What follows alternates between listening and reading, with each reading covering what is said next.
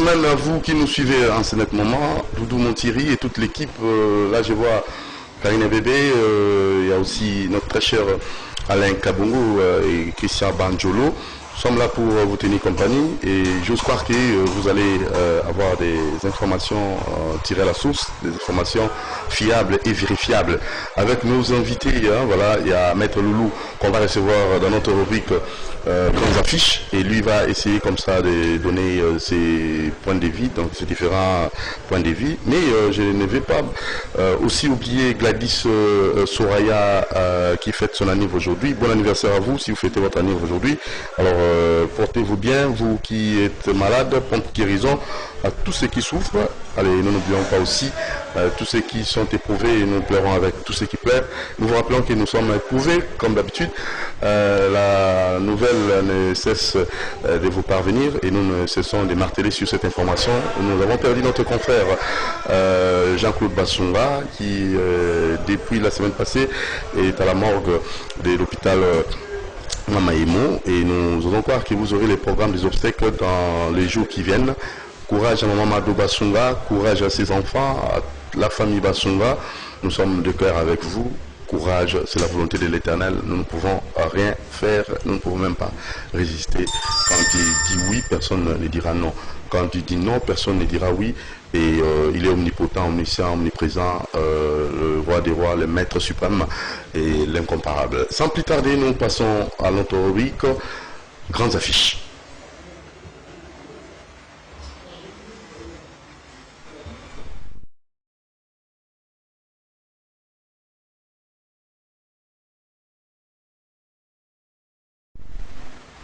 Voilà, merci beaucoup Alain Kabongo, merci. Et c'est parti avec l'invité qui est déjà là, Maître Loulou, embouteillage, Maître Loulou, saute de mouton, Maître Loulou, Egypte Motango, Tobandi na ne Tobandi Sikwa Oboye. Santé, ça allait bien? Santé, ça va, par la grâce de Dieu. Et aussi, on a profité de la condoléances de la famille Basunga. Ah oui. C'est vraiment difficile, les accoumulés pour perdre les monuments, les Rokolaï. Vraiment, ça fait mal. Et dans Kanisi, déjà, vous allez me souvenir à Jean-Claude Basson, au Garda. Oui, à Maka, c'est parce qu'ils allaient faire des interventions, on a intervention, on a retransmission. Donc, vraiment, tu perds un élément. Tu perds vraiment, je ne sais pas si un professionnel. Et bon. Non, la source vraiment d'acquis professionnel entre nous a dit, on ne peut pas s'en passer. Et dans mon expérience aussi, dans mon salon, à former Pépan et Bélé, au moment le temps à Matanga, au moment où soya format, donc là, tu n'as pas les grands formateurs. Et pour ça, la PESA, très bien. Alors, nous pensons déjà à vous faire encore un petit rappel. Là. Donc, nous pensons à Soraya Gladys Mayanga qui fête son anniversaire aujourd'hui. Soraya Gladys Mayanga qui fête son anniversaire aujourd'hui. Donc, merveille et aussi, joyeux anniversaire à vous. Soraya Gladys Mayanga. C'est signé votre bien-aimé qui vous aime beaucoup. Allez, alors, sans plus tarder, nous allons rapidement, déjà, avec la grande affiche. Donc, il y a la marche pour les gars qui s'est même passé. Et Martin Failou, à Kamati, à la domicile, à côté église, après église, on est comment au Tambola, après, l'escorté était, Nanda Konae, bon, on a invité. Vous étiez informés? Tout ça qui est informé, après ça qui est au constitution qui est aussi une autorisation. Constitution Sengalande, tout côté dans le régime, il y a information, information qui est autorité compétente. Mais le regret, c'est que l'autorité compétente a soit qui ballon à ma côté, bras de corps, c'est-à-dire qu'il fallait jouer ballon à ma boko, à orienter bango, de manière à ce qu'il y ait un bango, bakutana, batala la possibilité ni qui marche le 17. Battre la possibilité ni marche oui mais avec quelle restriction, c'est-à-dire boutier moins bandelou pour permettre à ce que confrontation soit la matière parce que tu as dit que dans la journée on est qui marche et ça qui prévu il y a battu à la muka bande qu'on a vu sur la muka il faut abandango banda chang ba qui tabaya ko telemana et que quoi lumumba et puis comme d'habitude vous dit qu'ils allera toujours journée on a aux allera na ma bondeli ça la makana tongo et puis après ma bondeli ba officiel na ba mususu bazali ba bato balingaki Lumumba bakenda ape kotika oya bango Gerbe de Fleur le même jour. Alors organiser ba marche wana mibale na monité possibilité ni police aza nango pona kosala yango et ngai ko sala quand même malamu bakuta na batala entre nani to benga la protocole d'état na ba organisateur la marche ba fanda bisika moko na tinete ba ko partager balo ba boyke mbo binu mo bandata na tongo ko sala boye c'est comme ça se passe.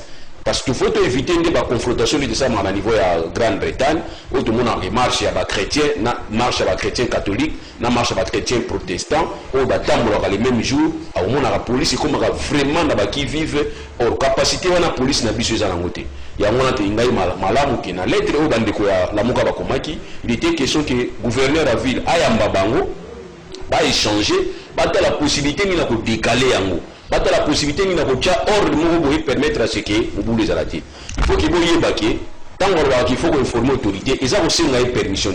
Mais il faut que ça y ait une disposition pour sécuriser les oiseaux marché. Parce qu'il peut aussi arriver que les oiseaux marché, les oiseaux la contre-marche peut babimi. Parce que les oiseaux marché, donc il faut que la police ait la place, il faut que l'autorité compétente ait la informer de manière à ce qu'il y ait encadrer la marche. Mais on a qui chasse à tout l'esprit où on a l'autorisation, où le gouverneur a dit qu'il faut prendre acte à marche. Non, tu ne peux pas prendre acte à une marche. Il y a plutôt une marche. Acte à marche, vous souhaitez, mais vous allez informer pour la disposition pour permettre d'échanger. L'opposition peut tenir compte de la loi portant statut à opposition. Ce n'est pas interdit opposition écoute à Naba Kondiba Sola. Mais bien comme ça, on dirait que ennemi, ou mon ennemi, ou pas mon ennemi. Donc voilà les journalistes, difficultés nous en avons. Voilà, alors ça c'était juste actualité. Nous avons c'était une rubrique grandes affiches. Tout Amaka Motomoko, ou ça lecture nae na Makambo, ou les Kinambo Kanabiso, les Kanambo Kanabiso, ou les AP d'actualité. Alors tout ça qui message moko ya Ndikonabiso Gladys Soraya Mayanga.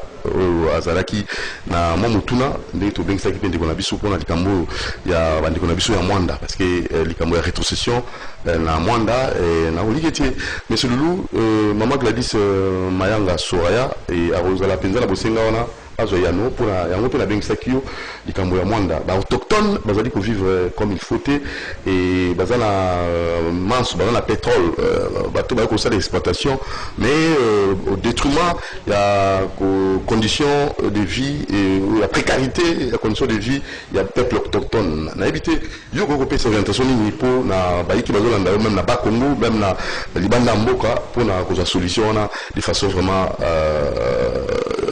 efficace et pourquoi pas aussi solution pour vous la durable. Merci d'abord na maman Gladys Mayanga na ko se soucier na ka oyoana pour avoir précision. Maman Gladys na ina ebisa yoboy. Au départ, la tension est à niveau autochtone. Il y a un table ronde. Il y a eu des recommandations. Dans les recommandations à table ronde, on a dit qu'il faut informer les gens que et l'eau moko est la magate dans sens où ils ont résolu. Et l'eau moko est la magate. Il y a eu nani enquête sénatoriale moko salamaki ou na présidence ya Kengwa Dondo. Ou bakine kotala kuna ba pollution ba confirmer que ce n'est pas bisukaka mais ça ba sénateur bakine kotala ba mona ki oui pollution ezalaki et ba pesa été recommandation na niveau ministère ya santé na niveau ministère ya environnement ba pesa ba recommandation na kotala ba to benga ba impact environnemental na santé ya batu et puis ba impact environnemental na faune ba forêt na totali ba impact na terre makambo belebele mais ndiko nanga na zana ma ko yibisa yo ke biloko nyonso wana esalama na ngote. Les recommandations nous sont na basala ya ngoti mboka na biso makasi na kozwa ba loi makasi na kotindika ka batu ba kosala banquette mais makasi ya kolandaka ba résolution tina suka ezati. Au-delà de ça, nous avons un contrat partage à production. Dans le contrat partage à production, nous avons trois éléments, nous avons trois parties. Nous avons l'État congolais, nous avons les sociétés pétrolières et nous avons les habitants ou soit les riverains où ils payent un site d'exploitation de pétrole. L'État a un droit où il y a des royalties, des impôts, des venants, qui a fait passer 1,5 milliard dans le cadre de 8. tout le monde a ministre intérieur, ministre ya finance, na ministre ceux qui a nani environnement, il y a hydrocarbures, bah qui n'est que bina bazo signer bon on a bazo bina mini libanda bazo bina 1 milliard 500 millions. Mais retombé pour la population ils a dit bon on est kabouama. Tout le monde peut bander qu'on a biso pe au bazali ko diriger biso kala régime et tout les cas. Bah ouais ici ko signer ba contrat wana na izaki presque à la veille de l'élection. Oh biso no kanisa ki boui. Bon c'est la même d'élection les Kanango parce que dans un mois président Siga Zokota comme ça président Siga topé ça ba innovation ba o marché quitté peut permettre biso to ba ko incorporer on ba ko to signer Siga maman na ngai ba ko signer avant ba mi signer avant ba donc ça qui mbangu donc 1 milliard 500 millions sur la bien ya ko comme ça l'élection na bango ya on place la ba campagne na bango fo ça impact exacté alors les populations sont là population sont là ni ils allaient coller là d'abord ils allaient coller là camion tout est prévu chaque année il commande à 460 000 $, sans compter un souci de pesaka camion tout là kaka mutazo pesa camion akanisi azo kabela ngobatu njo ba kabela ngobatu ti ezali droit lié na c'est autobeni contrat partage ya production c'est-à-dire état lié ti yo ba bisuka ki tia à disposition de la communauté kingandi tia montant kingandi ya comment non oya na ba projet na bino ngana gérer les bino c'est comme si nda komi bailleur de fonds non ici sur la société pétrolière baza ba bailleur de fonds te bazali kaka bateau bazali parti na kati ya contrat bazo tirer profit na bango ba besoin pétrole bino besoin na pétrole besoin na bana na biso besoin na ba santé na biso na ba liwa na biso besoin c'est normal te or na kati ya contrat partage ya production tout appelle autobengaka intervention volontaire intervention volontaire ni urbanine intervention volontaire dans le cadre il y a développement parce qu'il y a toujours un coût après pétrole coût après pétrole c'est-à-dire après exploitation à pétrole ils ont une obligation et pas la société pétrolière exploitant qui pétrole aïba kozongi sa environnement na état oyo ezalaki o benga état inculte ozongi sa yango na ba montant oyo ko prévoir pour permettre que tant oyo ko sala désengagement na yo na site wana oyo ba kozongi sa ba condition wana mbongo wana place ezalaka toyibakati ça aussi c'est un problème et ba intervention volontaire na cadre de développement donc société wana azana ndingisa ya kotalaka biloko nini oyo na oyiko tia pour na faire développer cité place nazali donc on est na niveau ya Lubumbashi Shikamine makamu Shikamine na sala azotonga ba école azotonga ba infrastructure monde mais pas na biso kuna na monde ezaka ko tia peinture so ba ko tia peinture ba komi peint par perenko bo bika peint donc peinture ba ko tia peinture na biloko ba belge batika neti jescom nyo kwa mona ko tia peinture jescom école moza na mwanda yo donc faut la couche à peinture faut les commentaires munene pour njaka peinture ikolo kasi bazo savoir la intervention volontaire non or normalement il faut qu'on tire sur ba infrastructure pour permettre attaque au biloko kei bototika na biloko wana banzela totika na biloko wana ba école ça peut aussi aider l'état mais l'état faut en suivi et quoi aider l'état dans sens ni mbongo oyo l'état fala bimisa pour asalela na mwanda ko bimisa na nini na yi yo l'état zumbongo wana osala côté mususu ça aussi ça peut aider l'état mais l'état zolanda na été tout ça ndiko nanga ezali c'est parce que notre loi autobengi loi portant régime ya hydrocarbures et prévoir que ba intervention volontaire wana avant que bango basala ngo faut ministre hydrocarbures apesa val na ye or ministre hydrocarbures banda komuti lelo oya mukongo azate bona za tribaliste te boba ota tribal non c'est-à-dire oya yebi réalité ya kuna azate ministre hydrocarbures wa bache sikoyo po yebise ki zwam ticket yango kende mwanda ili kote kuna exate ali on kana carte ayi on peut ne ba otiki la peut-être mon enveloppe mais ayi bien on na cadre qui n'a pas transport awa moi déjà bisika boiza kota est ou kota éviter donc ça dit réalité à monde kuna éviter oh il faut mettre les gens où ba éviter réalité pour permettre à ce que orientation ils en a décision donc ba que décision nini pour na peuple la satisfait voilà peut-être comme tout là et na kati toujours un contrat wana to wala autobenga ka formation ba cadre déjà mon frère tu yoka bien boyo ka monta 2 millions de maka chaque année et qu'il na ba poche na ba na wapi na ba poche bato et ubimaka sika nini po ba et bimaka na cadre ya exploitation ya pétrole na ba cadre oui na cadre ya exploitation ya pétrole non okay. Contrat wana oyo ba société pétrolière ba signé na l'état et il faut prévoir une bagatelle somme de 2 millions de dollars pour na former ba cadre oh biso to tawi na mwana to na bato to tanga na bango sala na kabinda ba sala bangola kaka la société pétrolière kaka ba maison mère na bango za na poto kaka même na oyo tozana ngo mais on a maso bengi maso za ko na za na Moscou o sali na Moscou o batininga formation maso za ko na za na Texas on a Texas on sali ni o batininga na formation yo moko bien na compte ya compagnie Donc ça dit compagnie faut former ba cadre pour permettre à ce que l'état ça l'appelle expertise na yi ata bango bakei l'état bango bakei na ça l'appelle ndenge nanga gérer bon on est dimaka kina na poche na bango or il faut que former ba cadre comme ça nous on a biso pesa na ba cadre aujourd'hui la loi hydrocarbures na biso va prévoir que société congolaise c'est-à-dire la loi congolaise a prévu que il faudrait que Congo l'état congolais azala na exploration azala na exploitation, c'est-à-dire azala présent na exploration, azala présent na exploitation, azala présent na commercialisation. Présent nulle part. Oh, tout ça. L'exploitation peut tout ça. Tout ça. Tout ça. Tu veux éviter de exploiter. Voilà distraction. Baza distrait ba, bazo distrait ba na. Nande. Bazo distrait ba parce que ba non to benga ba boursier. C'est-à-dire ba na wana bazui ba ngba tinda ba ngoni ko formation. Les formations ba pesa ba ngote. Ba ko zo formation pétrole aw mais so bazongi na monde bakomaka ba pêcheur bakomaka ba kandonge bateka ba carte so moni bana zo bateka ba carte na mwanda afwa le tuni na zo formation pétrole tu ko bozo pesa teka ba carte mais pour la place pétrole il a ça la raté parce que azu d'abord formation na mbangu deuxièmement ba logo taki na compte ya bango wa ponaki oh biso to bangi boya na we tele ma prévu ya pétrole tout ça la système pétrole les alliés richesse côté musu ba Irak ba Iran bazo la pétrole pétrole les alliés to cha pe misu na pétrole et qu'on forme bana et qu'on peut s'aviser moi coût de tiga na après exploitation bana wana tout ça la peut tester toi l'examen d'état déjà ou l'état organisera déjà bien ceux qui m'ont abîmé na pourcentage à l'école tout ça to peut ça y chance à soit formation na compte à pétrole à soit cours à pétrole à soit bourse na compte à pétrole pour permettre à la boursier redevable dans l'état à comprendre que pour na soit qui va pourcentage à l'école il y a un l'état soit kinga pour atteindre na besoin formation na compte ya mboka et na soit recel la mboka sur les demi mais bana wana bazolo kutabondeni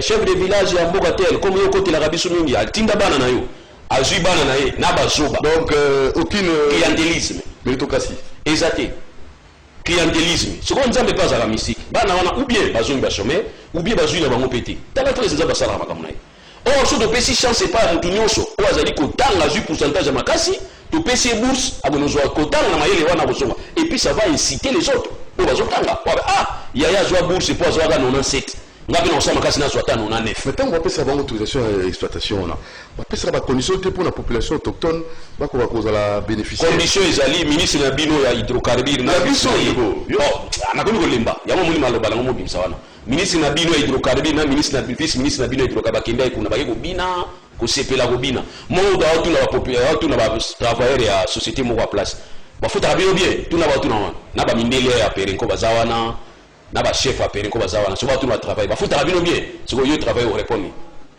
ay bafutaka biso kitoko sikoyo ntango bakei baotuna biso abi ministre na bino mwaza ma solo ministre tobi aza ministre mais comment totuna biso na miso ya bapatron na biso so bafutaka biso bien réponse ni alingaki azwa ye moko ministre akoti na kati ya babato basalaka wana bakobozwa bapetrole wana mon frère souffrance eza kuna ministre akotika bo mili neto ani chaleur ebeti na nzoto ya kimia bino non akoka te siko na yebisi bayesi bango bomoni condition bosala nango ministre akokite ya metana kana climatiseur njoka bino bosala ka butu moyi ça aussi total yango impact sur la santé ya bachon de travail difficile ba contrat de travail ezalo ba contrat te ba contrat bidon mon frère ba contrat moko bidon ba kolongola opelelo ato se plaindre plusieurs dossiers là dans cabinet na niveau à monde plusieurs dossiers sur la biso tous incapable à kolandela ndaki ça parce que là on c'est belé ba pensionné na bango baza ba retraité donc on va na Congo retraité ça prison à ciel ouvert retraité ya bango la société pétrolière wana retraité à cause de prisonnier moi on a eu pesa ko pesa raté bon faut ta ine c'est ba le commissaire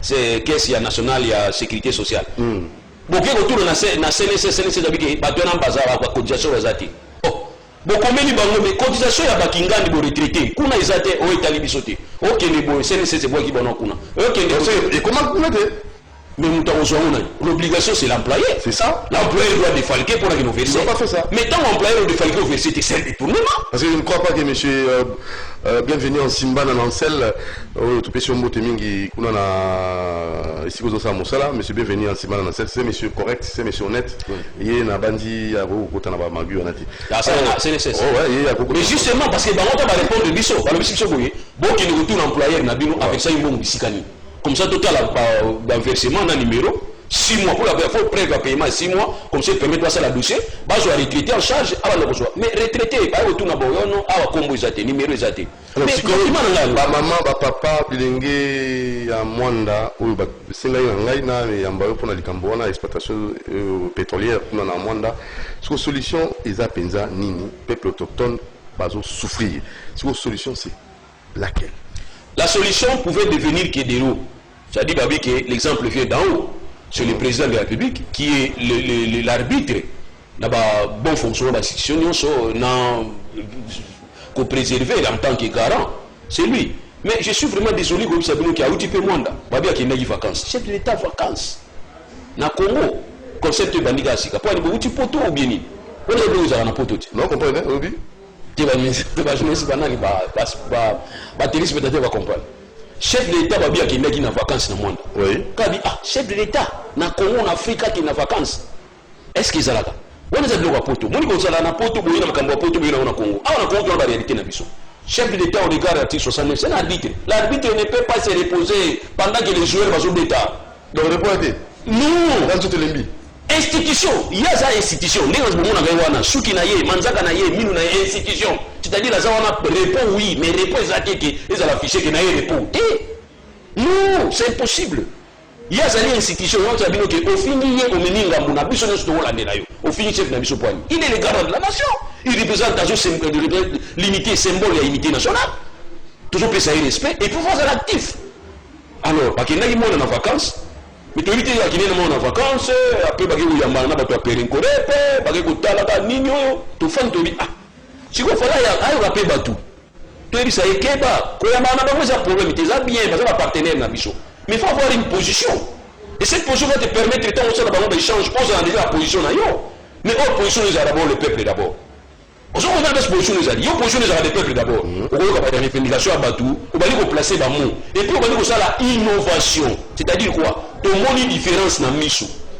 Et on va dire que vous comprenez, mon frère même dit Belobi, vous verrez la différence entre ceux qui servent et ceux qui ne servent pas. Vous verrez.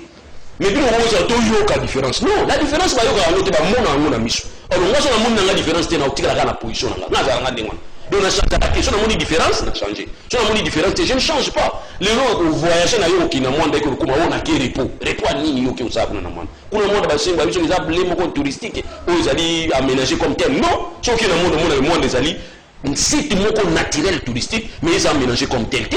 Si vous avez l'année repos, qui ne va il basu d'ailleurs ceux qui va venir qui n'ont pas la repos.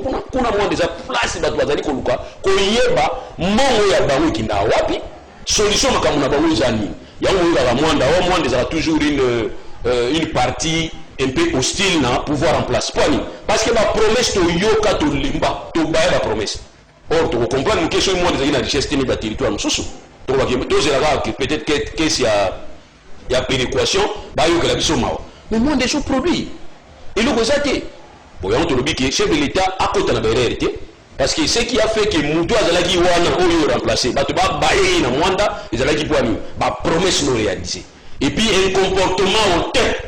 Il y a bateau bien ba partenaire na biso, bah zone défier peuple, bah zone défier ba loi na biso. Place il faut rendre loi, faut satisfaire la population au salamouti. Bah on a tendance même au qui n'a fondé na Kishasa, ah qui n'est fondé na Kishasa ils ont rambo pas na biso.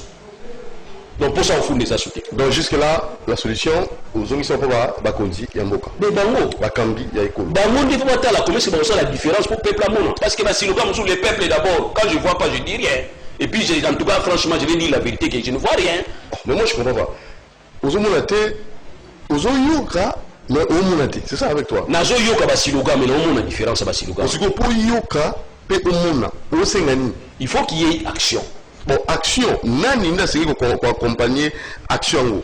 Est-ce celle, le dirigeant, au Basengeli, Kosa Moussala, to peuple peut faire pour la vision, il y a Makamwa ou Yokabat, booster l'économie na biso, pas booster le développement na biso. Peuple, Azam doit payer sa mandat pas Yamutu. Donc, le mandat, c'est le peuple. Après, c'est pas mandataire, après, c'est mandat. Mandat, après, c'est mission. Mission, peuple, il y a bien-être. Sécurité bien-être conditions sociales et ça a été comme un problème. Là c'est je peux comprendre parce qu'il y a des territoires il y a des Mais ça ne t'explique pas, mon frère. Explication, c'est ça. Vous comprenez? Explication, c'est la montée. Comme ça, là, qui est tout le monde va souffrir pour Annie. Pour passer dans bon on peut comprendre qu'ils ont un désert, bon côté raté, je peux comprendre. Mais moi, des obimisa, c'est ça le vrai problème. Vraiment, moins de c'est ça le vrai problème. Alors, nous continuons avec l'émission. Je crois que ça c'était un problème à la téléconsulte. Donc, antenne, ce n'est pas un problème ça. Alors, on a invité M. Loulou, Maître Loulou. Alors, qui rapidement le sujet à Misatou, parce que tu as plus tout un système sur actualité, grandes affiches. Likambo, Yakin, Lopeto. On en a tout sous Likambo. Bon, Likambo, qui ne peut pas échouer, c'est parce que ils ont un esprit qui a triomphalisme. Et puis ils ont un esprit qui a prouvé bateau. Ils ont un esprit qui a prouvé. Or, normalement, qui ne peut pas, il faut l'esprit. Qui ne peut pas, il faut l'intérioriser par Nabiso. Dès que ça la salle au kala. Dès que Doudou n'a dit que yo zalaki. Zalaki déjà. Donc ça dit tant que tu vas la classe na samedi. Ba auto qui na la classe na tongo. Tu vas mara na première récréation. Tu vas kuta ba oya après-midi ba kinda la classe te samedi, ba o sala déjà misala. Biso tant que tu longola ba uniforme na biso, tu continue na musala. Muto za otinda ba biso za ozalate. Ils intériorisé comme tel. Salon. Nous avons dit salon salon. Mais les loups, et comment dire moi, basilogan, et comment dire moi entreprise, et comment dire moi, il n'y a pas de même compagnie. Au moins, on va examiner. Tous les 100 francs, il y a ni, il y a salon. 100 francs, salon, pas aussi à la moni. On a police.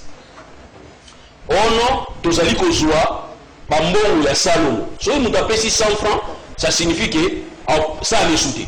Afin parce que c'est parce que quelque part après 600 francs voilà la difficulté de ça dans makasi ça ya kino peto tango ebandaki na bisa chef de l'état kokota makambo wana te ko distraire parce que chef de l'état wa kala auto zonga les chef d'état wa kala auto zonga auto na difficulté makasi poani yo tamisa ina mbongo na ye auto landi oh non chef de l'état pesinga 10 millions wana mtimbuta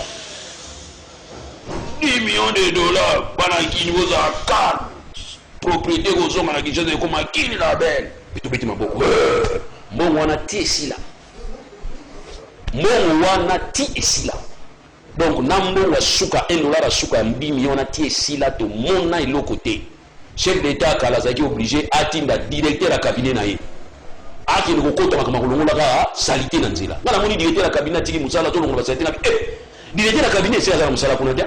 Comment directeur de la cabinet se permettre à côté de Moussala pour la salité? Comment chef de l'État a tendance à retirer la moutou, à le monde qui m'a appelé, ou à dire directeur de la cabinet, ou à Moussala, payer le nouveau présidence. Ça est prouvé qu'il y a 10 millions de Mounaki.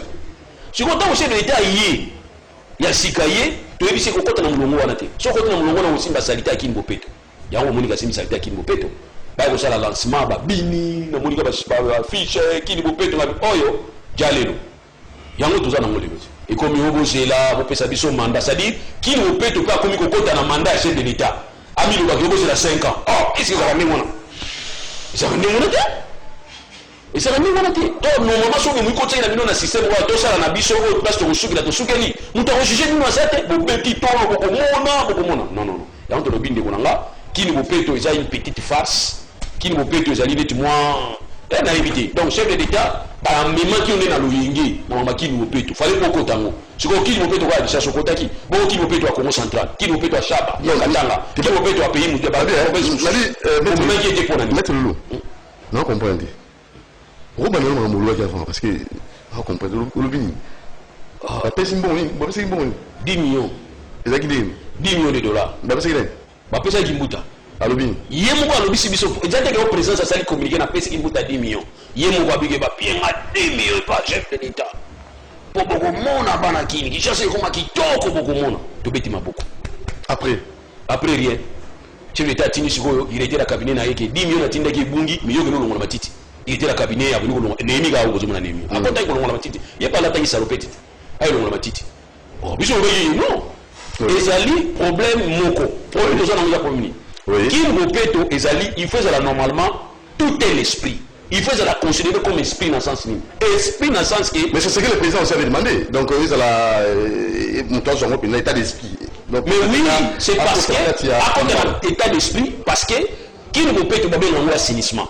Mon frère, est-ce que dit qu'il y a un expert en assainissement par ça? On va tant à l'université, expert en assainissement.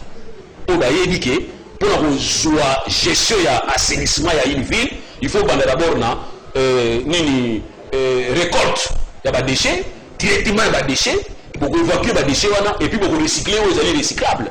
Dans le processus, il y a assainissement, il y a un bateau pour et puis dans le pays, déchets, immondices, pour moi, immondices et salité. Pour le pays, monsieur, ils immondices, ils salité. Une matière fécale. Ils ont matière première. Pour la matière fécale, comme le gaz méthane. Mais je vous dis, c'est-à-dire qu'on n'est pas dans le recyclage. C'est-à-dire, on appelle ça exemple toujours. On m'a bendé. On m'a bendé, ça a la terre.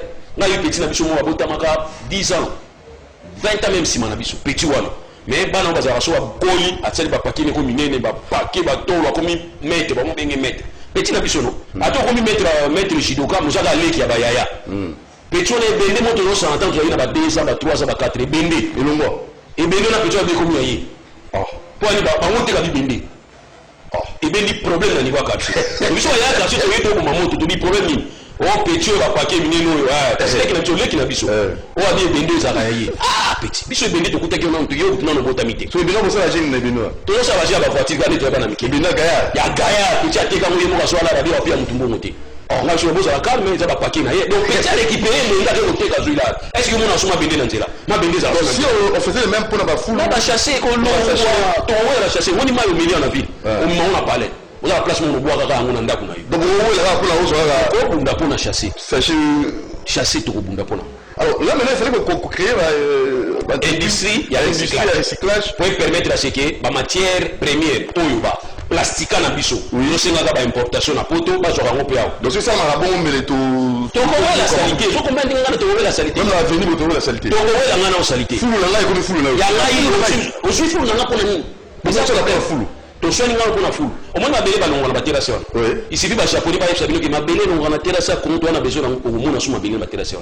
donc maman na ngala za baseke kale pona bimana zo baselité on pona zo ba kilo ba kasi donc c'est faisable ça non recyclage c'est faisable pourquoi nous avons est-ce qu'on a les moyens pour ça pourquoi nous avons bien la valeur l'industrie et le recyclage ezali dernièrement tant ya ndeko na biso vie au sommet pour rappeler vinanga pour la makamne pour ayebi période moko boy batu mo ba yaki ko pesa projet moko na sens wana ya ko sala industrie moko ya incinération ya ba déchets pona ko komisa ngo ba tôle gradulé ba sachet mais comme ba tôle gradulé même ba vitre mituka même ba vitre muso ya plastique on a vitre muso ya plastique hein ils en plastique ko komisa ngo ba vitre industrie na yaki et singa gi mo pesa ba financement kasi tina nde ya ba so ba benga ni FP so FPI tina nde ya ngo sur les industries kasi ya wana tina nango boko zo projet na bo étudiant mo moni ki za projet mo za na double sens. Il y a un sens intérêt économique, il y a un intérêt assainissement. Okay. Donc c'est-à-dire, en même temps, Azali Kosala, au foot de la taxe, en même temps, Azali Kosala, et puis en même temps, Azali Kosala, la saleté dans. Très bien. Donc beaucoup financer comme ça, besoin de résoudre les deux problèmes à la fois. Compagnie en Oyaki, par côté de demande, vous regardez les tambours. Bon, si on a pas voilà. Mais on a les amis en place. Et fan d'accompagnant. Alors on a que faire samedi. J'étais, je crois que vous aurez les images demain. Là, qui n'a beaucoup mis à Mongafula, n'a assisté, n'a opération. Il y a d'abord va évacuer, va misser en haut, après, et donc va déboucher qu'à niveau, après va évacuer en haut. Tout qui était dans site na Selemba ou Kuna, parce que c'est érosif, tout qui est en haut là. Alors, quand on a ça là, beaucoup mais c'est à la volonté. Mais peuple, c'est comme si aoze là-bas sale la ye nyonso so ba sisi ko sala nde ye kotanda biloko wani koteka alors toujours mona kaka bango nde bakonzi ba ko zo les défend peuple a kota na kati na makambo wana te alors cette sensibilisation cette conscientisation ça prendra du temps manque à volonté wana de la part du peuple éviter c'est quand même c'est un constat amer oui au moni na bakao na ngami to cha peuple na problème te peuple azali moto apesi bino mandat apesi bino mission bobungisa pona ye bobona tu sous choc, tu es sous charge, pas naïté. Mais il y a des fois un comportement, oui, peuple fois un comportement naïté. Mais après, c'est une mission, non? Est-ce que nous avons dit que tu as une taxe, tu as une taxe assainissement?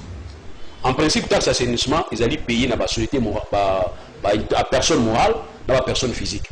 Dans la usager, nous tu as tu as la taxe.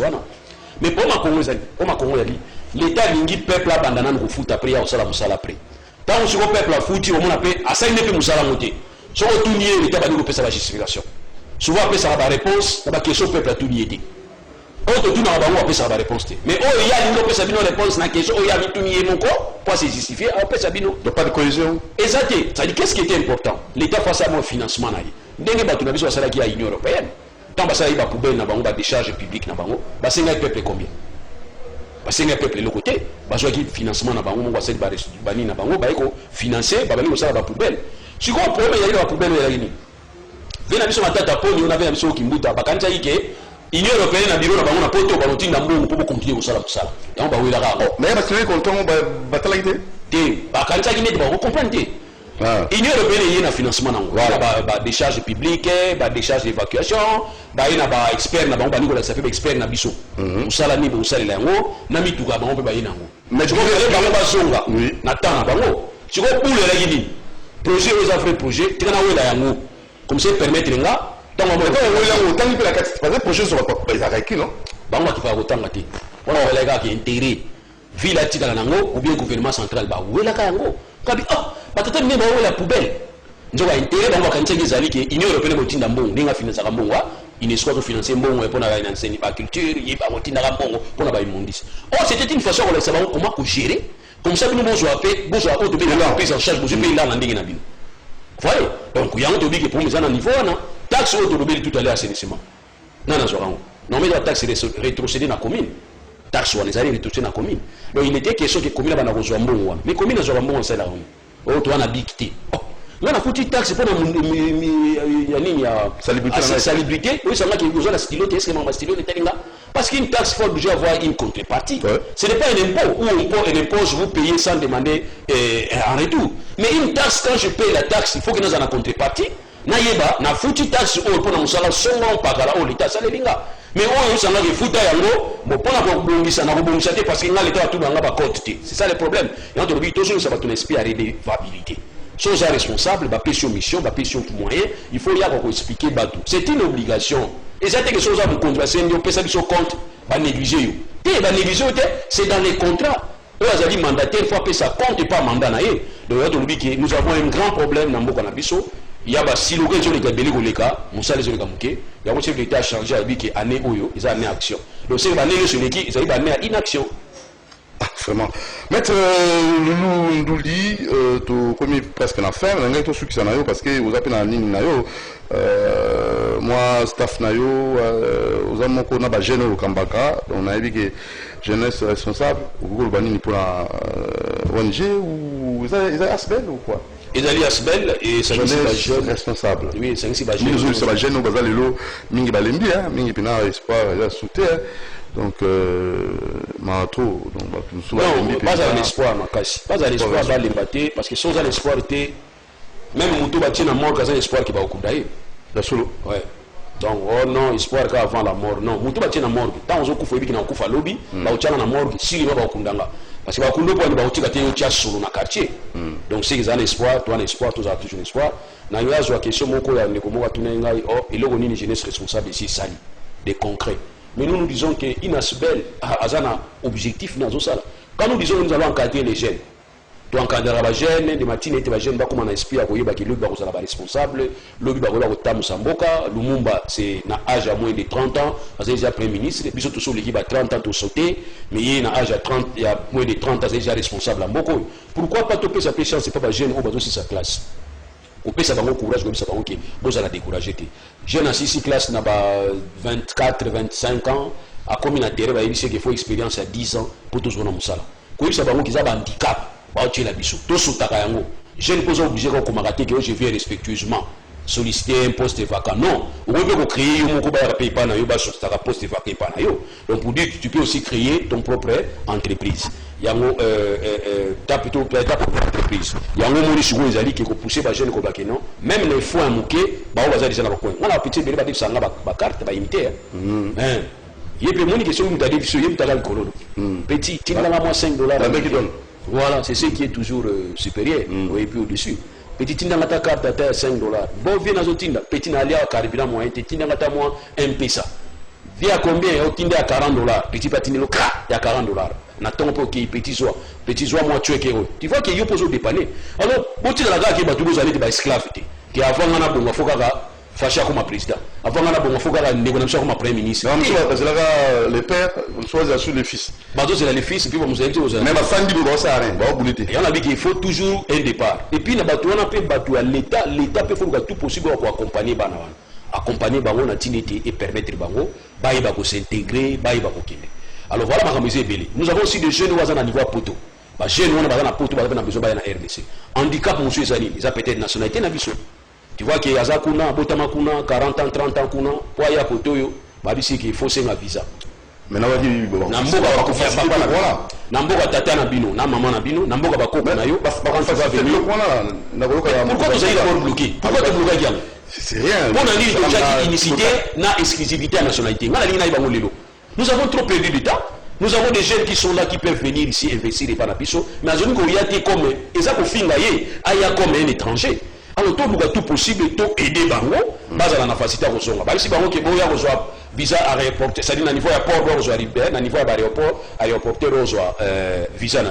Tu sais non.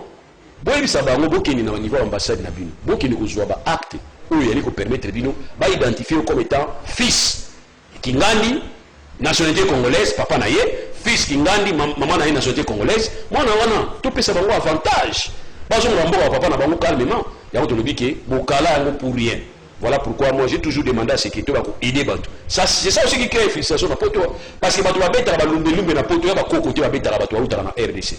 Déjà la jeune, on a une tranche d'âge entre 18 et 35 ans et 40 ans. Ya bato ba mona ne ba uzongi na ti. Kongo za bango mais ba utala Kongo neti mbisi aquarium. Bisa Aquarium ozo oli yango ezate Bisa Aquarium ba mona ba Congo musika or ba mona besoin de participer dans développement Congo ba jeune on a besoin alors quand tu me demandes aujourd'hui ni bosala les concrètes na lingi na ibsa binote na tonga to asbe na miso tonga ndako est-ce que dans miso tonga banda to tonga la conscientisation toujours conscientiser peuple et puis population alors votre numéro de téléphone bon nani pesa minute pour na finga ba benga là yeso ba benga yo pour na finga mama kasi neti lobi na to finga mama kasi na téléphone na ko ba injire pour l'émission salaki va l'émission na salaki pour na ba l'organisation isa ko banga pamba ba l'organisation na Congo izate ba lingi ba yibande Congo ba yibande espace na biso wana alors na ko yiba espace na biso to tu na pe question bo so ba to Kivu non Kivu na Sud Kivu ba ngo bazali ba na posa ba longa na Congo to sali to constater kaka mais ceux qui ont posé en moitié, tu as bundana bango ensemble tout tigala. Mais ceux qui ont posé la côté bango ta Rwanda kuna ndé non secrétaire ba finga bisoté. Tant on a wagi ni wona bango finga na ebité batu balinga. Ils ont pris l'organisation qui peut tribu mo bazo ko na terre entre bango. Voilà, hostilité zali zali ndé biso na batu no Kivu na Sud Kivu to na bango. So yo ko ba no wona za ki muyibi ba na zo yiba espace na biso. Na mimengam. Fali na baga ndenge l'idée na bango alinga ko lobake. C'est vrai, l'organisation, voilà. Il y a une raison, peut-être marche, ça l'a quitté, parce que bateau besoin pour balkanisation, na bateau azali acquisé pour la balkanisation, na bateau besoin acquisé, bateau besoin balkanisé, bakutani. On a tout une question, muluba, na muto sirku babala ni baboti mwana, on a pu balkaniser. Pourquoi on a conflité? Alors ngam na maki yangwana yangona ni so ça ni ndenge ubiza ki muyibi, to tika ki muyibi on est non, to tellement yangona to soutenir ce qu'on fait RDC parce que kala tozaro pour là-bas. Aujourd'hui, babomi 30, babomi 14, bakati bakingo, to perdre sous territoire, monsieur comme sur force yaba, ceux qui va affler sur la benga. Mais bon, babundaka, bazolinga kokoisa Museveni na parti la RDC, Museveni invité so inda kuneza na RDC, so président sa Uganda ezala na RDC. Alors, biso to télément, to ba non, to soutenir faire RDC, c'est pour la première fois tout le monde na Congo, salaire na bango, net sur salaire matière, pour bana na bango salaire ba marche. Na basi na bango bango sala marche ba pekisa bango bo sala marche te salaire matiti mais bango ko gagner alors ngai na moniki na soutenir na bango comme ça tous on a Congo mobimba et puis on va voir ce qui signe qui vient nord qui bali balonga la bango na RDC on va parler to ibali to sala ko balonga kimia mina ngwe biso balonga ah il doit remonter donc nan tayi ba sa ba voilà merci beaucoup